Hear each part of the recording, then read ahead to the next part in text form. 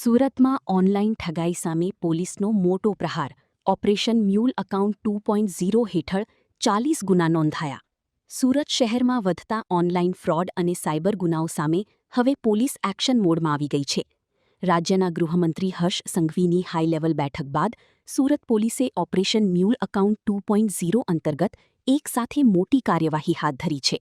આ અભિયાન હેઠળ સુરત શહેરના વિવિધ પોલીસ સ્ટેશનોમાં ઓનલાઈન ઠગાઈના કુલ 40 કેસ નોંધવામાં આવ્યા છે, જેમાં સુરત સાયબર ક્રાઇમ બ્રાન્ચમાં સૌથી વધુ 13 ફરિયાદો નોંધાઈ હોવાનું સામે આવ્યું છે.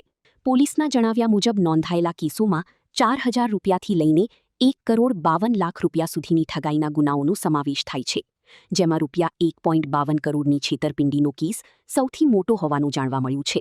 પ્રાથમિક તપાસમાં આ ગુનાઓ પાછળ આંતરરાજ્ય તેમજ આંતરરાષ્ટ્રીય ગેંગના નેટવર્ક સંડોવાયેલા હોવાની આશંકા વ્યક્ત કરવામાં આવી રહી છે. આ સમગ્ર નેટવર્કને તોડી પાડવા માટે પોલીસની વિશેષ ટીમો દ્વારા સઘન તપાસ શરૂ કરવામાં આવી છે.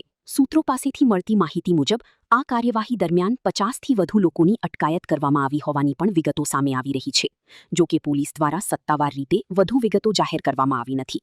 સાયબર ગુનાઓ સામે સુરત પોલીસની આ કાર્યવાહી આગામી દિવસોમાં વધુ મોટા ખુલાસા તરફ દોરી શકે છે તેવી ચર્ચા ચાલી રહી છે. રિપોર્ટ ભાવિશ ત્રિવેદી, સુરત. आर्य कन्या गुरुकुल करीब 90 एकड़ में फैले इस विशाल परिसर में कक्षा 5 से लेकर 12 तक निवासी शिक्षा के अवसर उपलब्ध है.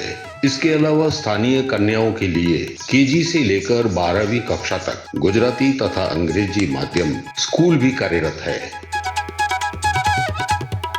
हर प्रकार के खेलों में भी यहाँ की बालिकाएं निपुण हो, इसका ध्यान रखा जाता है.